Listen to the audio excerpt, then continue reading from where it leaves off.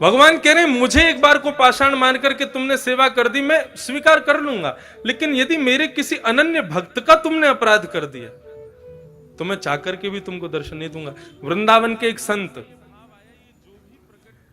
वे एक बहुत बड़े व्यापारी थे, सावधानी से सुनिएगा, लेकिन वृंदावन आकर के कथा भागवत श्रवण करने के बाद में ऐसा संतत्व जीवन में आया कि सब परित्याग करके उन्होंने संन्यास ग्रहण कर लिया। एक महात्मा जी से दीक्षा ले ली, महात्मा ने उनको सुंदर गुरु मंत्र प्रदान किया और कहा कि इस मंत्र की निष्ठा मान करके, इस मंत्र को ही योगेश्वर कृष्ण का स्वरूप मान करके इस पर पूर्ण विश्वास के साथ इसका जप करो। ठीक है। और जैसी गुरु जी की आज्ञा थी, पहले जमुना स्नान, फिर रज को माथे से लगा करके, रज को अपने 12 अंगों में लगा करके फिर मंत्र का स्मरण करना। ठीक है, सावधानी से सुनना। संत गए, पहले तो यमुना में डुबकी लगाई, डुबकी लगा करके ब्रज रज को अपने पूरे तन पर लगा करके और गुरु तारक मंत्र का जैसे ही स्मरण करने लगे तो एक बार में ही, एक मंत्र का जाप करते ही, नेत्र बंद करते ही उनको श्री लाडली जी और श्री ठाकुर जी का दर्शन होने लगा। ये एक बार नहीं हुआ है। हमारे गुरुदेव, हम जिस परंपरा से हैं, जिस प्रकार पुष्टि मार्ग के मुख्य प्रणेता श्री वल्लभाचार्य जी हैं, ऐसे हमारे श्री संप्रदाय के मुख्य जो आचार्य हैं वे हैं अनंत श्री विभूषित भाष्यकार स्वामी श्री रामानुज भगवान शेषावतार। जब उनको गुरु जी ने अष्टाक्षर मंत्र दिया हमारे श्री वैष्णव संप्रदाय का, तो गुरु मंत्र का पहला जाप करते ही शंख चक्र गदा पद्म धारण करके नारायण प्रकट हो गए और उनको दर्शन दे दिया। भक्तमाल में वर्णन है कि गुरु मंत्र का, वैसे तो शास्त्राज्ञा करते हैं गुरु मंत्र किसी को सुनाना नहीं चाहिए, लेकिन जैसे ही श्री रामानुजाचार्य जी ने पहला अष्टाक्षर मंत्र गाया और पहला मंत्र का उद्बोधन करते ही नारायण प्रकट हो गए, तो उनको प्रणाम करना भी भूल गए। क्या किया? बोले गोपुर है आरूढ़ उच्च स्वर मंत्र उच्चारो। हमारे श्री वैष्णव संप्रदाय में जो दक्षिण में मंदिर होते हैं उनके बड़े ऊंचे ऊंचे गोपुर होते हैं। आप लोग तिरुपति जाओ, श्रीरंगम जाओ, श्रीरंगम का गोपुर तो महाराज किलोमीटरों दूर से दिखाई देता है। तो जैसे ही रामानुजाचार्य भगवान ने श्री नारायण प्रभु के दर्शन किए तो प्रणाम भी नहीं किया, दौड़े हैं और सीधे गोपुर के ऊपर खड़े होकर के अष्टाक्षर मंत्र को जोर जोर से चिल्लाने लगे, गाने लगे। आचार्यों ने कहा, बोले अपराध कर रहे हो, गुरु मंत्र को खुले में गा रहे हो। तो रामानुजाचार्य जी कह रहे हैं, जिस मंत्र का एक बार उच्चारण करने से नारायण दर्शन दे दे, ऐसे मंत्र को गुप्त नहीं रखूंगा मैं तो सबको सुना दूंगा ताकि सबको दर्शन हो जाए। कैसा भाव रामानुजाचार्य जी का।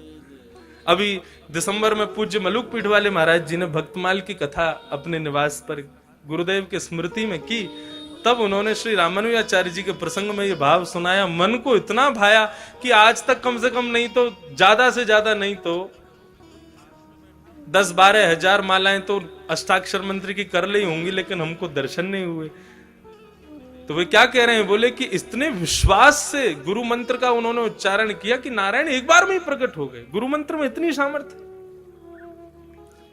तो वृंदावन के उस भक्त को गुरु तारक मंत्र दिया, वो कहा इसका जाप करो। यमुना जी स्नान करके ब्रजरज तन से लपेट करके जैसे ही वे आंख बंद मूंद करके बैठे तो श्री लाडली जी और किशोरी जी और लाल जी दोनों प्रकट हो गए और दोनों दर्शन देने लगे। और केवल दर्शन नहीं, लीला का दर्शन कराते थे उनको, और वो बैठे बैठे वहीं पर लीला का दर्शन करते थे।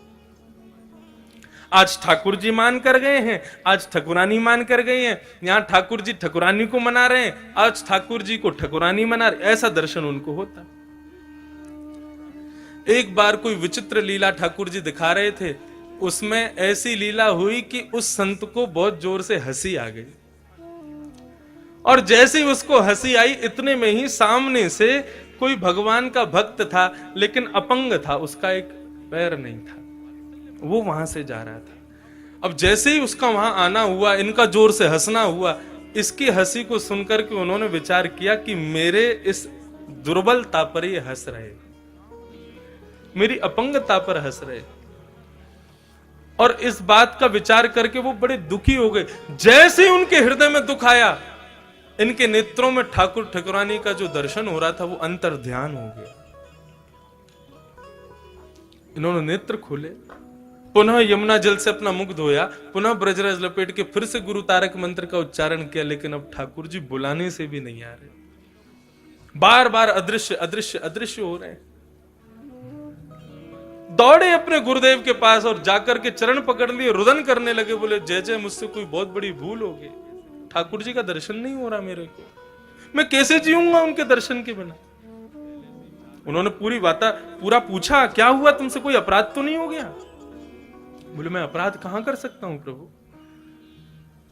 बोले सच सच बताओ, जब तुमने नेत्र खोले, ठाकुर जी का दर्शन अंतर ध्यान हुआ, नेत्र खोलती आसपास क्या वातावरण था? बोले वातावरण तो कुछ नहीं था, लेकिन हाँ एक थोड़ी सी दूर पर मैंने एक महात्मा को जाते हुए, भक्त को जाते हुए देखा। बोले वो भक्त कैसा था? बोले एक पांव नहीं था उनका। गुरु समझ गए। बोले देखो, तुमने तो भाव से ही अपने भाव को स्थापित किया होगा, लेकिन उनको ऐसा लग गया कि तुम जो हंसे हो वो उनकी अपंगता पर हंसे। और बेटा, भगवत अपराध से तो मुक्त हो जाओगे, लेकिन भगवत भक्त अपराध से भगवान कभी मुक्त नहीं करते। अपना मान टले टल जाए, पर भक्त का मान न टलते देखा। गुरुजी आज्ञा करो, मैं क्या करूं? बोले वृंदावन में जितने भी साधक महापुरुष हैं, सबका भंडारा कराओ और सबको दक्षिणा दे करके, सबके चरणों में दंडवत प्रणाम करके सबसे क्षमा मांगो। जिससे तुमने अपराध नहीं भी किया उससे भी क्षमा मांगो। क्षमा में इतनी सामर्थ है कि ठाकुर जी पुनः प्रकट होकर दर्शन दे देंगे। उन्होंने वही किया, सबको प्रणाम किया, सबको। बंधुओं, क्षमा। हमारे पूज्य नाना जी क्षमा का इतना सुंदर भाव बताते थे। वे एक बार मुझे बता रहे थे, बोले लाला, जब नाना जी विद्यालय में पढ़ते थे तो बता रहे थे, बोले मैं छोटा सा था और नाना जी की माता जी, हमारी पर नानी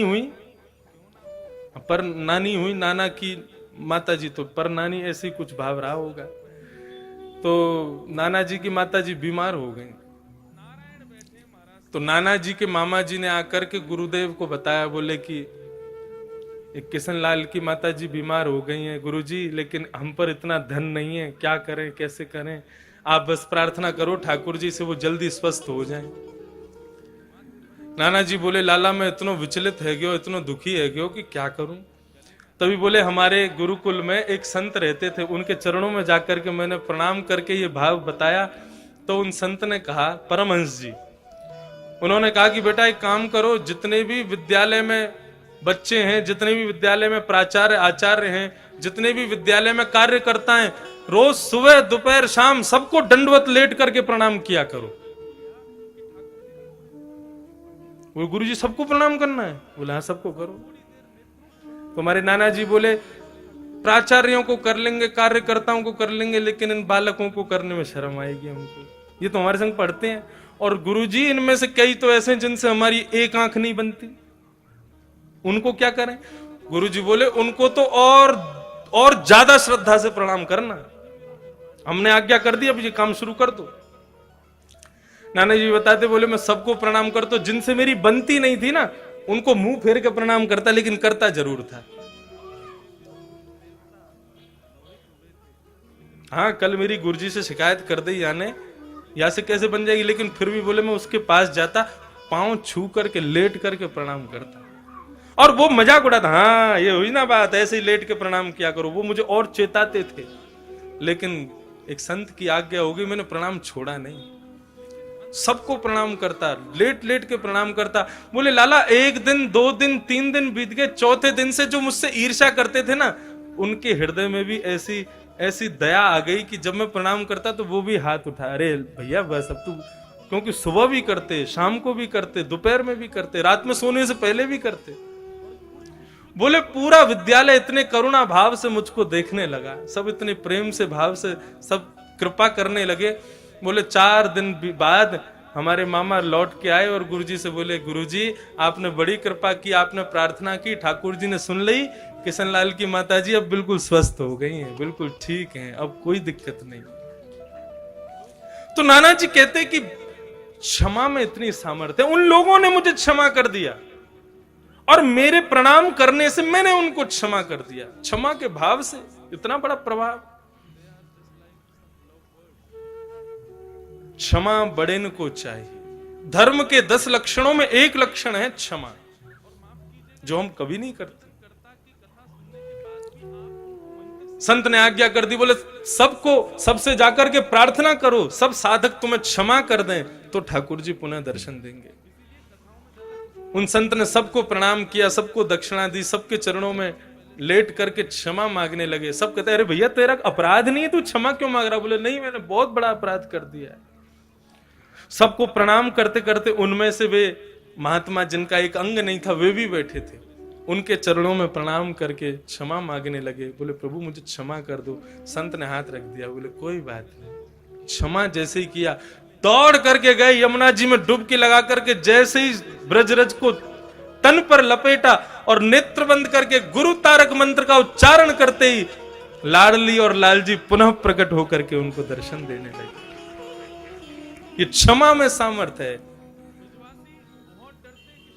यदि आपके समस्त शत्रु आपको क्षमा कर दें ना, उसी दिन से आपके भीतर भगवत तत्व प्रारंभ हो जाएगा। हमारे भीतर ठाकुर जी प्रकट हो जाएंगे। और उसके लिए करें क्या? श्रीमद् भागवत बार बार कहती है, सब में भगवान को देखो।